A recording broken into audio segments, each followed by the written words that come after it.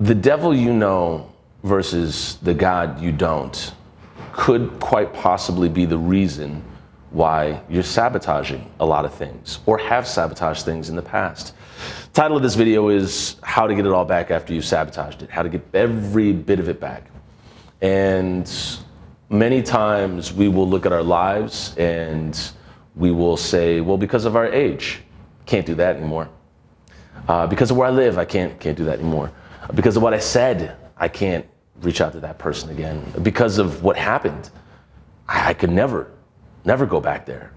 And we set up these walls and these limitations for ourselves that end up guiding and directing our lives. And our lives are then no longer ours. They're essentially this thing that's happening and we're just going along with it. We're on the tracks. We're a train on the tracks, if I will, if I may. And you essentially, you lose freedom in that. And you give up your freedom to stories that you've told yourself that, well, I can't do this because of this, and that can't happen because of this. And you end up sabotaging yourself. Now, I think for me, there are two ways with sabotage. One, stopping it before it even begins, saying, I can't do that because, I don't have that, I can't afford that or whatever. And you start putting out affirmations into the world that essentially say, well, you can't. Well, then you won't. And then the other sabotage is when you get the thing that you want and then you end up, just sabotaging it right then and there because you don't want it. And you don't even confront what's going on. You just come up with an excuse to say, I got to throw this out. I can't have this here. Got to discard this. Oh, we got to ruin this now. But you wouldn't, many times when people sabotage things, I want to be clear about this. Many times when sabotage is at play, we do not tell ourselves what we're actually doing. And that's my experience. I don't know what it is for you, but the idea is that at least when sabotage is happening or self-sabotage, the idea is that we don't know what's happening and we look at it as, well, I'm just stonewalling. Or we look at it as, oh, this is a healthy boundary, when really it's a stonewall and you're gonna have to do years of retroaction just to get back to where you were in the beginning. So I wanna be clear, when we talk about self-sabotage and things that you may have discarded, that is okay. It happens. There's no judgment there. It just happened. It is what it is. The thing that we need to get into is, what did you sabotage? Not why, what? And once we can start to look at the things on the table that, the patterns of things that are being sabotaged, we can then figure out the core reasons for why are you sabotaging these things? This video is going to get into 3 things you can do to avoid self-sabotage. And when I kicked off the video with the devil you know versus the God you don't, understand that we will many times choose comfort over a risk. We will choose comfort over what we see as a possible gamble. And in the gamble, it's kind of a win-win. If you jump off the diving board, yeah, you could get hurt, but you also, could have a fun time. You could learn how to dive. You could learn how to, be free in the air. I mean, there's a lot that comes with jumping off of a diving board versus, I'm not going to do this. I'm very comfortable sitting on this chair right here. And in that example, that's a great example. The idea is that you end up sacrificing the experience. You say, well, I'm not going to have this. I'm just not going to do it. And again, you limit yourself from an experience or a life that you may want. So what are you sabotaging? Once we figure out what you're sabotaging, and many times it's relationships, many times it's opportunity, many times it's one of those things. It's like you asked for the relationship, you asked for the opportunity, you've been hoping for this job for so long, you really, really wanted to get this audition, and all of a sudden, just sabotage. And I remember a producer talking about this while I was on set, and he said, he was talking about, I think it was an actor or a director, and he just talking about the sheer brilliance and talent of this human. And he was like, oh man, the person was so amazing. But yet when it came time to really, really put one foot in front of the other, this person would absolutely melt down. Like things going out the window, blame, excuses, verbal outbursts. And it was self-sabotage is what it was. I mean, on its face. And you have to be able to mark it where it is. What are you sabotaging? And so right now, when you take a look at that, it could be a small or a big thing, or whatever it is.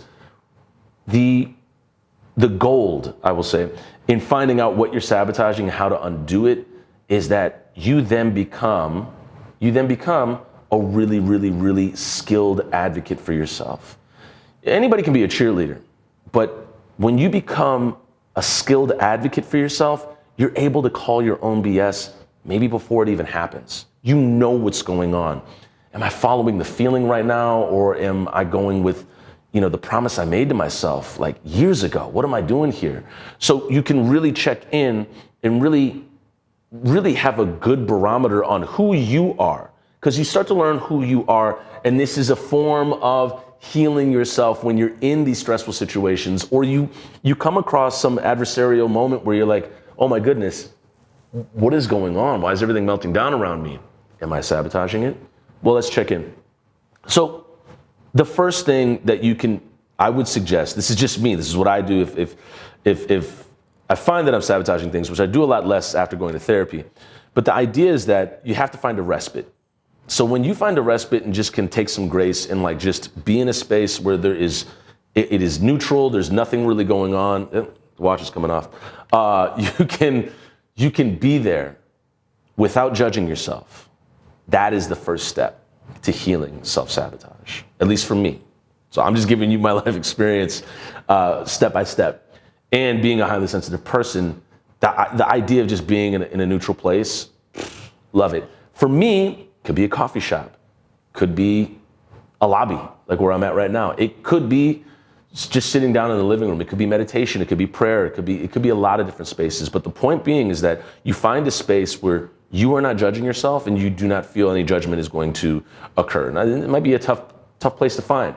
It might be, I remember one teacher, they had a moment where they were pretty emotional in class, and they had to cry. They felt that they were going to cry. So this teacher went to the closet and cried. I think it was a janitor closet. And teacher came out, started teaching class, and they found that kept getting more and more emotional because the circumstances were becoming they're becoming more and more intense. Like there were more kids in the class, and they were just asking more of this teacher, and they ended up decorating this janitor closet, and that was their respite room. Just go in there and cry, or just go in there and just meditate, or just chill out and be like, oh man, what a day. They needed that space. Couldn't have it in the classroom. Might be in a car, who knows? But the point being is that you have to find a space for respite where you're not going to judge yourself. Be safe, be somewhere where you are sober of substance, sober of thoughts, sober of the environment, sober of the circumstances that haunt you. That's what I wrote down.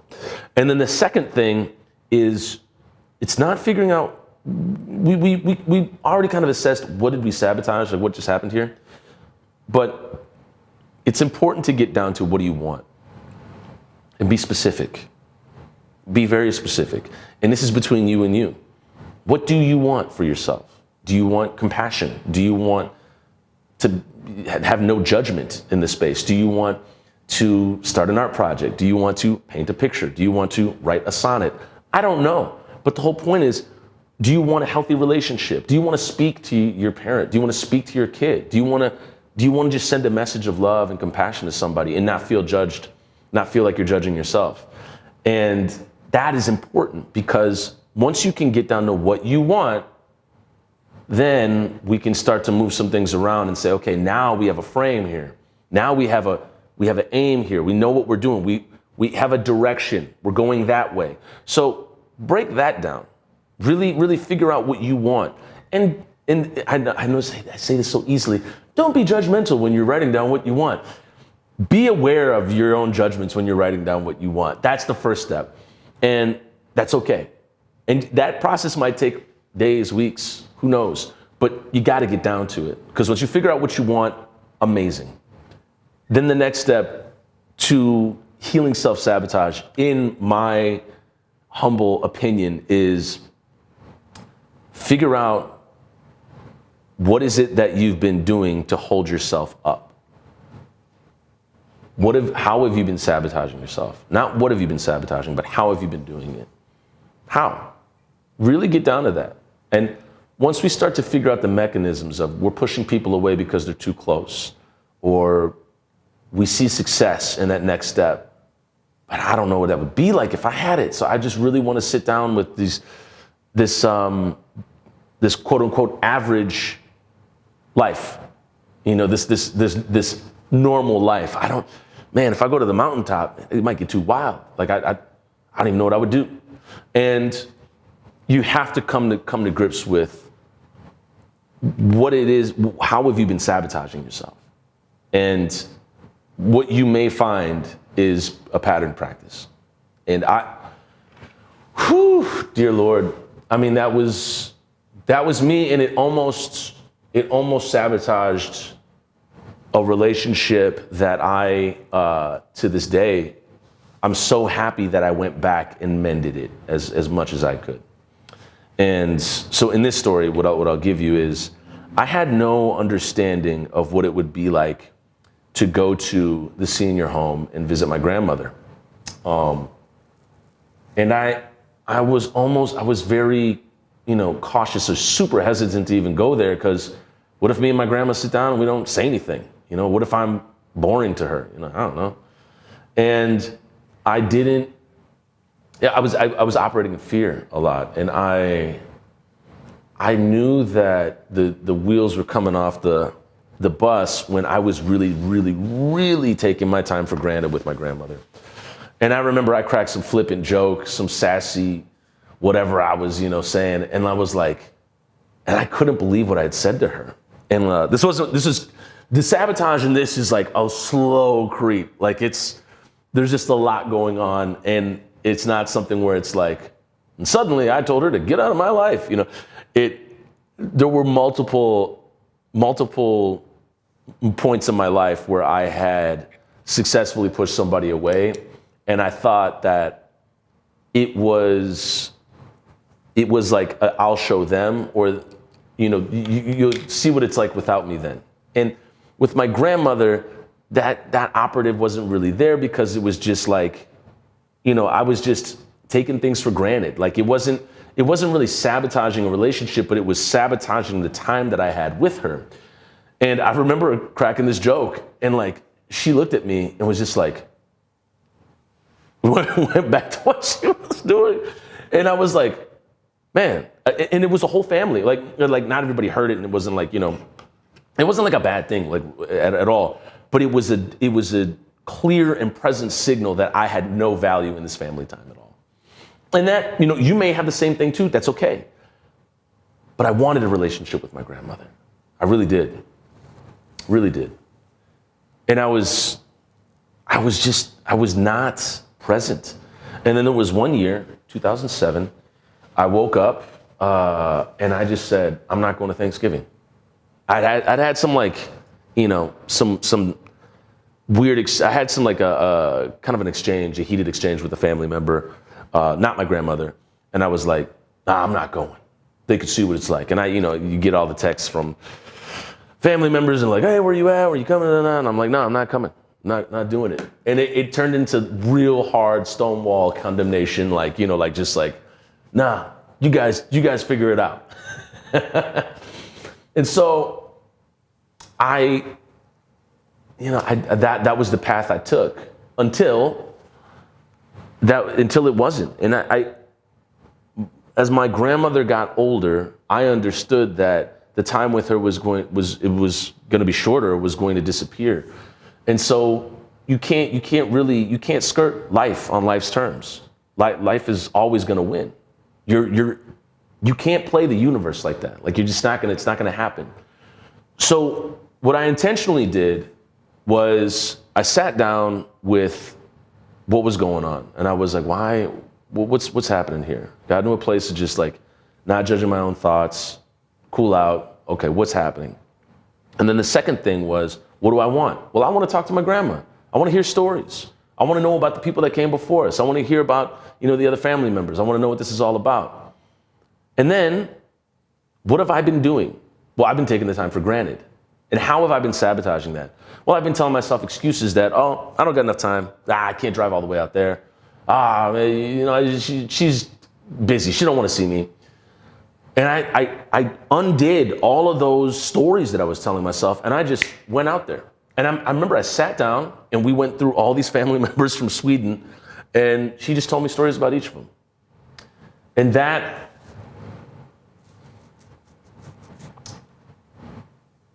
is some of the most memorable life that I'll ever have, is with my grandma, sitting down with her. And I wouldn't have gotten that if I wouldn't have done all the steps to like figure this thing out. The price that you pay for self-sabotage is a long-term cost. However, the reward is short-term. And this is a theme you'll see in this channel a lot: short-term rewards, long-term costs. You pay for a lifetime with some sabotage with certain relationships. And people will die on the hill choosing to be right over choosing joy and happiness and connection. And being right is relative. So anybody could say anything is right, if they spin it, polish it enough for themselves. And that's the way this works. And you can't play the universe like this. You just can't. You'll lose it all. And how you get it all back is creating a frame of honesty with yourself and understanding that you may be operating out of fear sometimes. Yeah, that's the God I don't know. I don't want to take that chance. I want to sit here with the devil I know. And then figure out what the price for that is. And once you start doing the analysis or the Excel spreadsheet on that, you'll find out that the cost is a lot higher than the reward. And I can't say this is, I don't know how to emphasize this enough, is that in the moment you feel that the sabotage is okay, or that what you're doing is right at the moment. What we need to develop is really like looking at the big picture. What are you sacrificing? What are you sabotaging? What are you giving up? What are you destroying right now so you can have a breath? So like really, what is the long-term cost of that? And once you can start to do that analysis and weigh out that math, then you'll start to understand it. And you can even see it in other people as well, when they're sabotaging something. And when somebody is, this is what I'll say, and you might have felt this before, when somebody is actively sabotaging something and you're on the other end of it, it's almost like you're watching someone in a horror film and they're like, I think we should split up. And you're like, whoa, no, don't do that. There's no reason to do this. And then they're like, yeah, we're gonna do it. And it's like, okay. And you can see what's gonna happen. You know what's gonna happen. And when you can turn that reflection to yourself, you can really start to make some moves that are healing, that are best practices, that are connecting, that are building and expansion and growth. You can really start to get into a lot of that. And that's gonna help you in regards of living a life where you understand the forest and the trees. You're looking at them both. You're like, okay, I can see some things here. So how to get all of it back is to really, really invest in a frame of honesty and figure out what it is that you're sabotaging, how you're doing it, and then figure out what you want. And once you start, the bits and pieces of what you want are in the God that you don't know. That's at the mountaintop. Those things are there. And once you start taking that journey towards them, now we're making changes. Now we're calling ourselves out. Now we're in a frame of accountability. We know what's going on. And that's okay. And you might still sabotage something, but at least you're in a frame of accountability and you know what you're doing. The worst case scenario I would say is unconscious incompetence, where you're just, everything's falling by the wayside and you're like, oh my gosh, why is this all happening like this? You have to figure out that you're actually doing it, that it's you. And you can start to heal from within. And that's the only thing that I can wish for anybody, is that they heal from within. That is step one. I wish and I pray and I hope for that for everybody. And I know that you can do it. I know that you can. I hope this video helped you out. We will see you in the next one. I don't know what the next series is gonna be. We're just going from the hip here. We'll see what happens. So yeah, thanks so much for tuning in. And if there are any other methods of healing from self-sabotage, please put them in the comments below. This is such an important topic, and I think a lot of people do not engage with calling it what it is enough. And that's how it keeps happening, is that sabotage keeps passively happening all the time. So if you have any other methods of healing from self-sabotage, put those in the comments below. See you in the next video.